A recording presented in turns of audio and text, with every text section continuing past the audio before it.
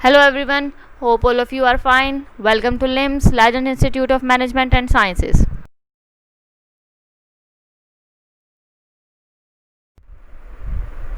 I am Sundas Khan, your lecturer for the course of History of English Literature. This is part 1 of lecture 21. Okay, now in this lecture we will discuss the characteristics of Puritan age. Means के Puritan age की कौन कौन सी चीज़ें हैं जो इसको बाकी edges से, जिस तरह के रेस्टोरेशन एज या मिडिवल एज जो है उससे डिफरेंट बनाती हैं. तो पहले हम टाइम लिमिट देख लेते हैं कि Puritan एज की टाइमिंग क्या क्या है. तो 1620 से लेकर 1660 तक के जो साल थे ये Puritan एज में आते हैं, और जो करेक्टरिस्टिक्स हम पढ़ेंगे वो इन्हीं सालों के दरमियान की जो लिटरेचर की खसूसियात थी वही होंगी. 17th सेंचुरी के लिटरेचर को हम दो पीरियड्स में डिवाइड कर सकते हैं, जिस तरह जिनमें से एक जो है वो प्यूरिटन एज है जो 1620 से 1660 तक है, और दूसरी एज का नाम है एज ऑफ मिल्टन जो कि 1600 से 1660 तक है. यानी कि एज ऑफ मिल्टन के अंदर ही एज ऑफ प्यूरिटन आती है. तो अब आप याद रखिएगा कि 17th सेंचुरी जो है उसको आप दो पीरियड्स में या टू एजेस में डिवाइड करते हो. एक एज ऑफ मिल्टन है और एक जो है वो एज ऑफ प्यूरिटन एज है, जिसको हम फर्दर डिवाइड करेंगे जैकोबियन और कैरोलिन पीरियड्स के अंदर. यानी कि जो हमारे पास एजेस हैं वो फर्दर से फर्दर डिवाइड हो रही हैं. एक एज जो है वो उससे फर्दर डिवाइड हो रही है और दूसरी उससे अंदर डिवाइड हो रही है. जिस तरह कि मैंने आपको कहा कि प्यूरिटन एज है, प्यूरिटन एज के अंदर दो एजेस हैं, एक प्यूरिटन एज है और एक एज ऑफ मिल्टन है. उसको भी जब हम फर्दर डिवाइड करते हैं तो उसके अंदर जैकोबियन और कैरोलिन पीरियड्स आएंगे, ठीक है ना, जो कि रिप्रेजेंट करते हैं जैकोबियन जेम्स वन को. यानी कि जब जेम्स वन का रूल था तो उस पीरियड को हम जैकोबियन रूल कहते हैं. जब चार्ल्स वन का रूल था तो उस पीरियड को हम कैरोलिन कहते हैं, ठीक है ना. तो यानी कि अब आपको पता लग गया है कि अगर आपसे पूछा जाए कि कैरोलिन पीरियड में जो आपका किंग था वो कौन था, तो वो है चार्ल्स वन, और जैकोबियन में जेम्स वन. तो जेम्स वन जो है इन्होंने रूल किया था 1603 से 1625 तक, और चार्ल्स वन ने रूल किया था 1625 से 1649 तक, ठीक है. इनकी एजेस भी आपको मैंने बता दी हैं. रेस्टोरेशन पीरियड जो है उसको हम लोग रेस्टोरेशन पीरियड भी कहते हैं या रेस्टोरेशन एज भी कहते हैं या एज ऑफ ड्राइडन भी कहते हैं, जो कि 1660 से 1700 है. यानी कि 17th सेंचुरी जो है उसके दो पोर्शन बनते हैं. फर्स्ट पोर्शन जो है वो 1600 से 1660 तक है, जिसके अंदर प्यूरिटन एज आती है और एज ऑफ मिल्टन आती है, और प्यूरिटन एज 1620 से 1660 तक है. देन हमारे पास जो 1660 से 1700 तक ऑनवर्ड के जो 40 साल हैं वो कौन सी एज है, वो रेस्टोरेशन एज, रेस्टोरेशन पीरियड या एज ऑफ ड्राइडन कहलाती है, ठीक है ना. प्यूरिटन एज जो है इसको आप मतलब कि जो एक इम्पॉर्टेंट काम हुआ प्यूरिटन एज में वो था डिक्लाइन ऑफ रिनाइसेंस एज. यानी कि प्यूरिटन एज में जो रिनाइसेंस की जो करेक्टरिस्टिक्स थे, जो फीचर्स थी, जो चीज़ें थी, वो तमाम की तमाम जो हैं वो डाउनफॉल की तरफ जा रही थी, वो डिक्लाइन में जा रही थी, ठीक है. यानी कि प्यूरिटन एज जैसे जैसे जो है वो पीक पर जाती रही, वैसे ही रेस्टोरेशन की जो क्वालिटीज़ थे, फीचर्स थी, वो वैसे वैसे डिक्लाइन में जाती रही. ओके, अब हम लोग डिस्कस करेंगे features of Puritan age. Features जो होते हैं प्यूरिटन एज के वो कौन कौन से फ़ीचर्स हैं जो इसको बाकी की डिफरेंट जो एजेस हैं उनसे डिफरेंट करते हैं. तो राइटर की अगर हम बात करें तो राइटर्स जो हैं वो प्यूरिटन एज के वो किसको फॉलो कर रहे थे, वो जो थे उन्होंने जो पाथ जो कि रिनाइसेंस राइटर्स थे उन्होंने फॉलो किया था, या जो रिनाइसेंस राइटर का पाथ था, यानी कि जो काम रिनाइसेंस के जो राइटर्स थे वो करते थे वही प्यूरिटन राइटर्स जो थे उन्होंने करना स्टार्ट कर दिया.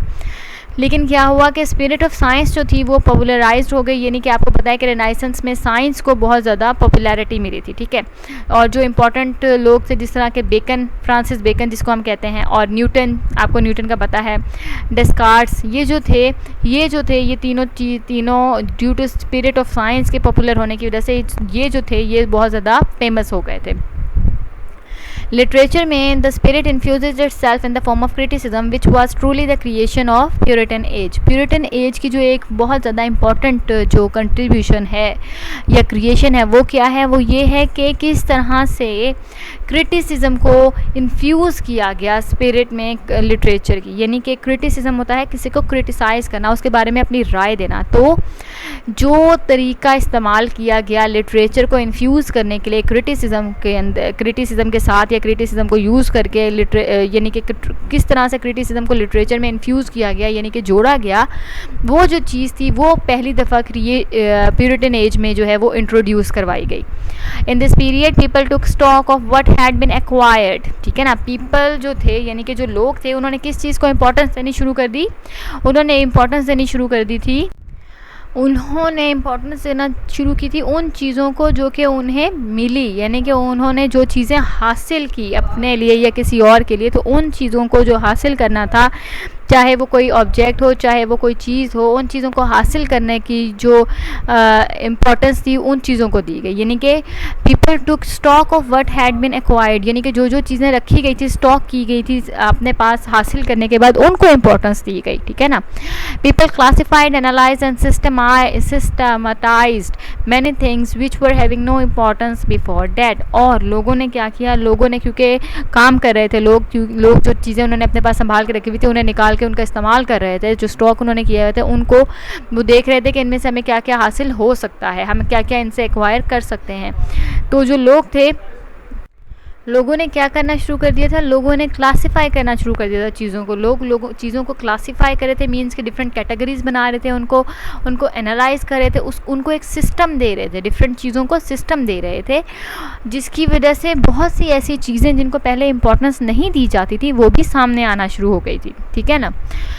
और इंग्लिश लैंग्वेज को यूज़ किया गया था वो टाइमिंग, यानी कि प्यूरिटन एज वो एज है जिस एज में इंग्लिश लैंग्वेज को एज अ मीडियम यूज़ किया था for instructions and for storing data and for conveying facts. यानी कि जब फॉर्मली इंग्लिश लैंग्वेज को इस तरह से यूज़ किया गया था कि इंग्लिश लैंग्वेज को यूज़ करके इंस्ट्रक्शंस दी जा रही थी, डाटा स्टोर किया जा रहा था और फैक्ट्स एंड फिगर्स जो हैं उनको भी स्टोर किया जा रहा था।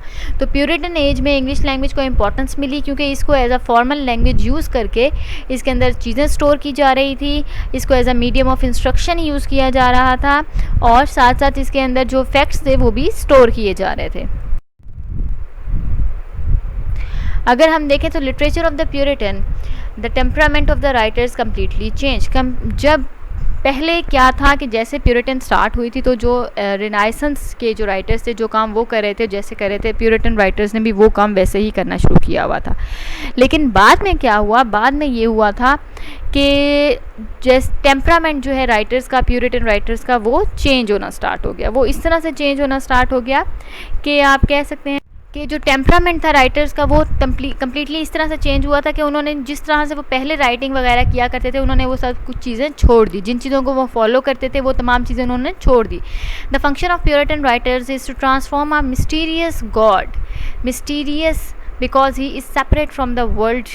अच्छा, अब फंक्शन बताया गया है यहाँ पर आपको कि प्यूरिटन्स का फंक्शन क्या था। फंक्शन ये था प्यूरिटन का कि वो क्या करते थे कि उन्होंने रिनाइसेंस को फॉलो, जो राइटर्स थे उनको फॉलो करना ख़त्म कर दिया पहले तो, और दूसरा काम जो उन्होंने किया इंपॉर्टेंट वो ये काम था कि इन्होंने क्या किया कि जो मिस्टीरियस गॉड है, यानी गॉड तो है ही मिस्टीरियस, ठीक है ना, तो उन्होंने गॉड को सेपरेट कर दिया था तमाम वर्ल्ड से और फिर वो ग्लोरीफाई करते थे अपनी राइटिंग्स के अंदर गॉड को, यानी कि गॉड की बड़ाई बताते थे, गॉड के बारे में आप लोगों को हर चीज़ जो है एग्जैजरेट करके और ग्लोरीफाई करके आपके सामने जो है वो पेश करते थे। Puritan writing reflected the character and the scope of the reading public, which was literate and well grounded in religion. अगर हम प्यूरिटन राइटर्स की जो राइटिंग है उनको देखें तो उनको देखकर हमें ये साबित होता है या हमारे सामने ये चीज़ आती है कि जो प्यूरिटन डायरी बता देखें, जो भी चीज़ लिटरेचर में क्रिएट की जाती है ना, तो वो जिस एज में क्रिएट की जा रही होती है वो उस एज के लोगों के लिहाज से क्रिएट की जाती है, यानी कि उस एज के लोग जो हैं वो किस तरह का पढ़ना पसंद करते हैं, क्या उनका लेवल है, उस लेवल को देखकर क्रिएट की जाती थी। अगर हम प्यूरिटन राइटिंग को देखें तो हमें ये देख के पता चलता है कि जो पब्लिक थी वो जो थी रीडिंग में इंटरेस्ट लेती थी, रीडिंग का बहुत ज़्यादा स्कोप था, यानी इंपॉर्टेंस थी रीडिंग को। और दूसरी चीज़ ये थी कि वो लोग जो थे वो लिटरेट थे, यानी पढ़े लिखे थे। सारी पता पढ़ने में अगर इंटरेस्ट किसी बंदे को है तो वो इसी सूरत में होगा अगर वो पढ़ा लिखा होगा, ठीक है ना। वेल ग्राउंडेड इन रिलीजन, दूसरी चीज़ जो हमें पता चली वो ये थी कि लोगों को रिलीजन के बारे में बहुत ज़्यादा इन्फॉर्मेशन थी और लोग रिलीजन को फॉलो भी करते थे। किस तरह से पता चला हमें, क्योंकि हमने प्यूरिटन की राइटिंग में देखा है कि गॉड को ग्लोरीफाई करके पूरी दुनिया से सेपरेट करके अलग एंटिटी के तौर पे आपके सामने प्रेजेंट किया गया, ठीक है ना, और उससे रिलेटेड हर चीज़ को ग्लोरीफाई किया गया। तो ये दो चीज़ें हमें बताती हैं कि क्योंकि उन लोगों को इंटरेस्ट जो होता है ना, जिस बंदे को रीडिंग में इंटरेस्ट है उसका मतलब वो पढ़ा लिखा है। जिस बंदे को जब कोई बंदा रिलीजियस से रिलेटेड कोई किताब पढ़ता है तो इसका मतलब ये होता है कि उसको रिलीजन में इंटरेस्ट है या वो रिलीजन को फॉलो करता है। कॉमन थीम्स अगर हम देखें अर्ली प्यूरिटन राइटिंग की कौन कौन सी हैं, तो वो आइडियलिज्म है, यानी कि both religious and political idealism, यानी कि रिलीजन के बारे में बहुत ज़्यादा जो राइटिंग्स आई थी वो भी रिलीजन को एज अ आइडियल पेश किया गया था। पॉलिटिक्स जो थी वो भी इसी तरह से प्रेजेंट की गई थी कि उसे भी एज अ आइडियल पेश किया गया। तो आइडियलिज्म इस तरह से दिखाई गई कि आपको रिलीजन और पॉलिटिक्स दोनों में आइडियलिज्म दिखाई गई थी। आर्ट ऑफ बायोग्राफी भी एक बहुत इंपॉर्टेंट थीम है, popularised which was unknown in the previous ages, और ये वो वाहिद चीज़ है प्यूरिटन में जो कि प्यूरिटन ने इंट्रोड्यूस करवाई थी, और इससे पहले की एजेस को जो है वो आर्ट ऑफ बायोग्राफी के बारे में ना तो पता था ना ही उन लोगों को इसके बारे में कोई इन्फॉर्मेशन थी।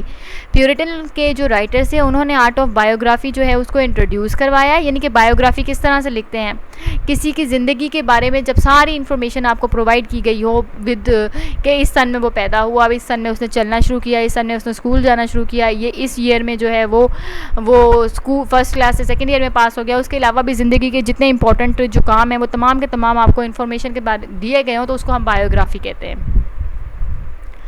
अब हुआ ये कि आर्ट ऑफ बायोग्राफी जो है इससे पहले जितनी भी एजेस गुजरी हमने उसमें जिक्र नहीं किया गया कि आर्ट ऑफ बायोग्राफी उनके अंदर या तो यूज़ की गई या उनके अंदर आर्ट ऑफ बायोग्राफी को कोई इंपॉर्टेंस दी गई। लेकिन प्यूरिटन जो थी, प्यूरिटन एज के अंदर आर्ट ऑफ बायोग्राफी को इंट्रोड्यूस करवाया गया और इंट्रोड्यूस होते ही ये बहुत ज़्यादा पॉपुलर हो गई थी।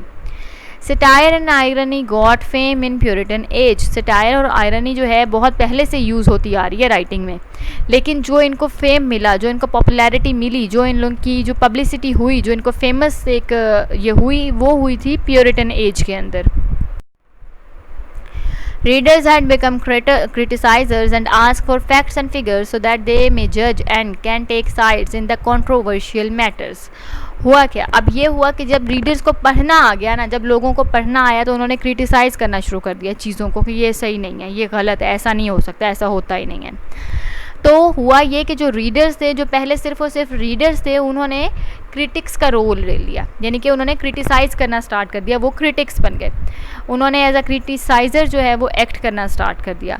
अब जब रीडर्स जो है वो क्रिटिसाइजर्स बने तो उन्होंने फैक्ट्स और फिगर्स की डिमांड की कि हमें तो फैक्ट्स और फिगर्स चाहिए, जो बात आप कर रहे हो उसे प्रूव करो, और प्रूफ जो होते हैं वो हमेशा फैक्ट्स और फिगर्स के साथ ही कोई चीज़ होती है। वो जज बने, उन्होंने कहा कि हम लोग जो है किसी भी चीज़ को सिर्फ इसी सूरत में जो है वो जज बन के हम कोई जजमेंट दे सकते हैं या उसका फैसला कर सकते हैं जब हमारे पास फैक्ट्स और फिगर्स होंगे, स्पेशली जब भी कोई कंट्रोवर्शियल इशू है, यानी कि ऐसा इशू जो ज़ाहिर बहस है या ऐसा इशू जिसके ऊपर लड़ाई झगड़ा या बहस हो सकती है। तो ऐसे मामलों में हमें जो है वो फैक्ट्स और फिगर्स चाहिए ताकि हम उसे जज कर सकें। जॉन मिल्टन जो है ये बेस्ट रिप्रेजेंटेटिव है हमारी प्यूरिटन एज का, बहुत फेमस है जॉन मिल्टन, और जॉन मिल्टन ही जो हैं ये प्यूरिटन एज के बेस्ट रिप्रेजेंटेटिव जो हैं वो माने जाते हैं, यानी कि पोइट जो हैं वो कंसीडर किए जाते हैं। प्यूरिटन को आप लोग अगर एक और नेम से जानना चाहें तो वो है सेकंड ग्रेटेस्ट रिनाइसेंस, यानी कि रिनाइसेंस के अंदर रीबर्थ हुई थी, प्यूरिटन के अंदर अगेन जो है वो नॉलेज की तरफ इंटरेस्ट किया, रिलीजन की तरफ इंटरेस्ट किया, लोगों ने साइंस को, मैंने जिस तरह आपको पहले बताया, साइंस के बारे में दोबारा से रिसर्च की, बहुत सी ऐसी चीज़ें जो कि पहले रह गई थी या बहुत से ऐसे फैक्ट्स और फिगर्स जिसके बारे में लोगों को इल्म नहीं था, लोगों ने वो तमाम चीज़ें जो हैं वो पढ़नी शुरू कर दी रिनाइसेंस में। इसीलिए प्यूरिटन को जो है वो ग्रेट रिनाइसेंस या ग्रेटेस्ट या सेकंड रिनाइसेंस या ग्रेटेस्ट रिनाइसेंस का नाम दिया जाता है। तो अगर कोई आपसे पूछे कि सेकंड रिनाइसेंस या ग्रेटेस्ट रिनाइसेंस क्या है तो आप कहेंगे प्यूरिटन एज जो है वो। प्यूरिटन का जो एम था वो ये था कि लोगों को फ्री और ऑनेस्ट बना रही थी, यानी कि जिस तरह के लोग क्रिटिसाइज़ करना स्टार्ट हुए तो वो ऑनेस्टली अपनी ओपिनियन दे रहे थे किसी भी टॉपिक के ऊपर, वो फ्री थे अपनी ओपिनियन देने के लिए। In Puritan age, John Milton and Thomas Cromwell fought for religious liberties of people. Puritan age के अंदर क्या था कि जो दो राइटर्स हैं, जिस तरह मैंने जॉन मिल्टन का आपको पहले भी बताया कि फेमस राइटर थे, बेस्ट रिप्रेजेंटेटिव थे प्यूरिटन एज के, तो प्यूरिटन एज के अंदर जॉन मिल्टन और थॉमस क्रॉमवेल ये दोनों जो थे ये रिलीजियस लिबर्टीज़ के लिए, यानी कि लोगों को रिलीजियस आप कह सकते हैं फ्रीडम दिया जाए, तो लोगों को रिलीजियस लिबर्टीज़ दी जाए ताकि वो ईजीली फ्रीली फ्रीडम के साथ अपना जो रिलीजन है वो फॉलो कर सकें। ठीक है ना। With the passage of time Puritanism became the movement against the king which stood for the freedom of society. और जैसे जैसे टाइम गुजरता गया प्यूरिटन जो थी, प्यूरिटन मूवमेंट जो थी या प्यूरिटन एज जो थी वो स्ट्रेंथन होती गई यानी कि मजबूत होती गई। लोगों को आगाही मिलना शुरू हो गई, लोग जो थे वो पढ़े लिखे हो गए, लोगों को क्रिटिसाइज़ करना आ गया, लोगों को पता लग गया हमने किसी चीज़ को जज जो है वो फैक्ट्स एंड फिगर्स की बेस पे करना है। तो जब इतना कुछ हुआ तो क्या हुआ कि जो किंग जो प्यूरिटन थी वो और जब मिल्टन और क्रॉमवेल जो हैं इन्होंने लोगों के रिलीजियस लिबर्टीज़ के लिए भी स्टैंड लिया कि लोगों को रिलीजियस फ्रीडम होना चाहिए, तो आहिस्ता आहिस्ता ये जो मूवमेंट थी ये बढ़ते बढ़ते जो है अगेंस्ट किंग जो है ये स्टार्ट हो गई। यानी कि लोगों ने किंग के ख़िलाफ़ जो है वो बगावत शुरू कर दी कि फ्रीडम दिया जाए सोसाइटी को और लोगों को उनकी ज़िंदगी गुजारने का। अभी तक हमने जितने भी प्यूरिटन एज के जो फीचर्स या करेक्टरिस्टिक्स पढ़े थे वो हमने पढ़े थे एज आ होल के तमाम जो वर्ल्ड था उसके ऊपर प्यूरिटन एज का या जो था उसका क्या असर पड़ा। अब हम देखेंगे ब्रिटिश लिटरेचर में जो प्यूरिटन एज थी उसका क्या असर था उनके ऊपर। तो ये तो था 1603 से 1660 तक, मतलब मिलती जुलती टाइमिंग है, 1616 में एंड हो जाएगा। Civil war marred this period in English history, यानी कि ड्यूरिंग प्यूरिटन पीरियड या प्यूरिटन एज जो है वो सिविल वॉर हुई थी, यानी कि किंग्स के ख़िलाफ़ जो है आम रियाया। सिविल वॉर का मतलब होता है जब हुकूमत जो हो रही हो, जो बादशाहत हो, उसके ख़िलाफ़ आम जो आवाम होती है वो बगावत कर देती है या लड़ाई के लिए खड़ी हो जाती है। तो किंग्स चार्ल्स वन जो थे वो और पार्लियामेंट जो थी वो disagreed on many things and fighting began between the cavaliers following the kings and Puritans, a political group that served as parliament's chief supporters. दो ग्रुप्स थे, एक ग्रुप था कवेलियर्स का, ठीक है, कवेलियर्स वो थे जो कि बादशाह के साथ थे, बादशाह के फॉलोअर्स थे। दूसरा ग्रुप था प्यूरिटन्स का, प्यूरिटन्स वो थे जो कि पार्लियामेंट के साथ थे। अब जब पार्लियामेंट की और बादशाह की आपस में नहीं बन रही थी, बहुत सारे ऐसे बातें थी जिन पे उनका फैसला नहीं हो पा रहा था, बल्कि उनके आपस में आप कह सकते हैं कि लड़ाई थी कि हमें क्या करना है क्या नहीं करना, किसी भी चीज़ का फैसला नहीं हो पा रहा था, दोनों किसी भी चीज़ पर मुत्तफिक नहीं हो रहे थे, ना बादशाह ना पार्लियामेंट। फिर क्या हो रहा था, फिर ये हुआ कि जो किंग के फॉलोअर्स थे जो कि कवेलियर्स थे वो और जो प्यूरिटन्स थे जो कि पार्लियामेंट के फॉलोअर्स थे, उन दोनों की आपस में लड़ाई हुई और लड़ाई बढ़ते बढ़ते सिविल वॉर बन गई। Even the theatres that had once showed the great dramas of Shakespeare and other Elizabethan playwrights were forced to close। जाहिर सी बात है जैसे जैसे कोई वॉर होती है, कोई लड़ाई होती है, कोई बैटल होती है, तो उसका क्या रिज़ल्ट होता है, उसका ये रिज़ल्ट होता है कि आपकी जो जितने भी चीज़ें होती हैं, जितनी भी चीज़ें जिसके अंदर जो पॉपुलर होती हैं या फेमस होती हैं वो आहिस्ता आहिस्ता बंद होना शुरू हो जाती हैं, वरना उनको नुकसान होता है। और यही कुछ हुआ ड्यूरिंग प्यूरिटन एज के। जो शेक्सपियर को देखें आप, शेक्सपियर के जो प्लेज़ हैं कितने फेमस हैं, मार्लो के जो प्लेज़ हैं वो बहुत फेमस हैं जो कि एलिजाबेथन एज के हैं। लेकिन जब सिविल वॉर स्टार्ट हुई तो ये हुआ कि आहिस्ता आहिस्ता जो थिएटर्स थे जिनमें ये प्लेज़ परफॉर्म किए जाते थे वो बंद होना शुरू हो गए, वो क्लोज़ होना शुरू हो गए। अब हम डिस्कस करेंगे कवेलियर पोइट्स को। कवेलियर पोइट्स हैं जो तो important poets were Herrick, loveless, Suckling and Cairo. बेटा ये जो उनसे कैरीज, ये जो उनसे 4 पोइट्स हैं ये हैं कवेलियर पोइट्स। आपसे पूछा जा सकता है मेटाफिजिकल पोइट्स कौन से हैं, जो कि हम ऑलरेडी डिस्कस कर चुके हैं।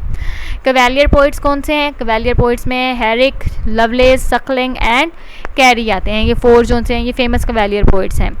They were the followers of Ben Jonson. सबसे इंपॉर्टेंट जो इनके अंदर है कवेलियर पोइट्स के अंदर वो है बेन जॉनसन, क्योंकि ये जो बाकी के 4 हैं ये इसके फॉलोअर्स थे, यानी कि इसके पीछे पीछे चलते थे। कवेलियर का मीनिंग क्या होता है, कवेलियर वही थे जिन्होंने किंग को फॉलो किया, तो वो वही हो गए royalist who fought on the side of the king during the civil war. ठीक है, फिर आती है यानी कि सिविल वॉर जो थी, तो जो किंग के हक में जो लड़ाई कर रहे थे, ये जो किंग के साथ थे और वो चाहते थे कि किंग जो है वो हुकूमत में रहे और किंग की बात मानी जाए, तो वो थे कवेलियर्स। और कवेलियर्स में जो पोइट्स थे वो कौन कौन से, बेन जॉनसन उनका आप कह सकते हैं हेड था और बाकी के 4 जो थे वो उसके फॉलोअर्स थे। अगर हम सीडो क्लासिस्ट की बात करें तो सीडो क्लासिस्ट में कौन थे, they only follow Ben in rules and regulations. Pseudo classicist जो थे वो थे जो कि बेन जॉनसन को फॉलो करते थे, लेकिन रूल्स में और राइटिंग्स में किंग के साथ नहीं थे। वो सिर्फ रूल्स और राइटिंग्स में बेन जॉनसन का साथ देते थे। जैसे जैसे बेन जॉनसन के रूल्स एंड राइटिंग्स होते थे वो भी वही करते थे। According to Ben Jonson comedy should be larger than life, यानी कि कॉमेडी कैसी होनी चाहिए अकॉर्डिंग टू बेन जॉनसन। अगर कॉमेडी देखी जाए तो वो होनी चाहिए ज़िंदगी से ज़्यादा बड़ी या ज़िंदगी से ज़्यादा गहरी या ज़िंदगी से ज़्यादा अच्छी होनी चाहिए। ठीक है ना। अगर हम फेमस प्लेज की बात करें तो every man in his humour, every man out of his humour, ये दोनों बहुत फेमस प्लेज हैं बेन जॉनसन की और दोनों कॉमेडीज़ हैं।